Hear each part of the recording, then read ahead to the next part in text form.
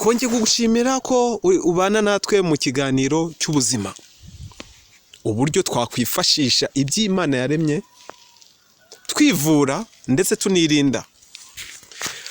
Dukomeje ikiganiro, ikimera wakibonye, iyo ugeze mu gisambu kiragufata, cyane cyane imbuto zacyo, inyabarasanya.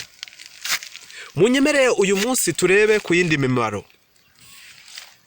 Ubushize twavuze ku bijyanye n'abana, ubu tugiye ku bijyanye n'ababyeyi, uburyo babona amashereka y'abana. Twibuke ko umubyeyi ikintu cyonyine ashobora gutungisha umwana ni amashereka. Amashereka ni ikintu cy'ingenzi.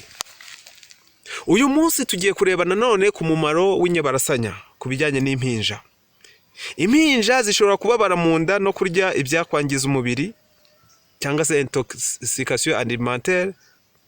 Ibi bikaba no ku bantu bakuru, ariko cyane cyane ndibanda ku mpinja.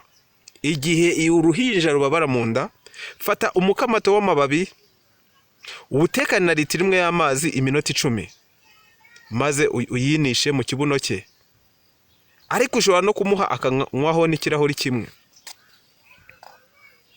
Ikindi ku muntu wahiye, fata umukamato w'amababi asekuye uyashyire ku bushye. Iki kimera cy'inyabarasanya waruzi ko gishobora kuvurana amibe.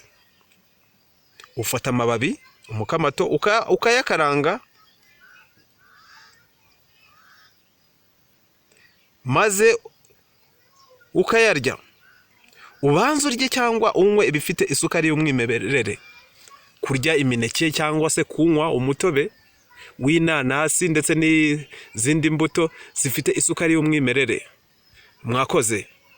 Ni Blessing Official TV ku buzima bwanyu. Tubifurije kugira amagara mazima mukoresha ibimera Imana yaremye. Mugire ibihe byiza.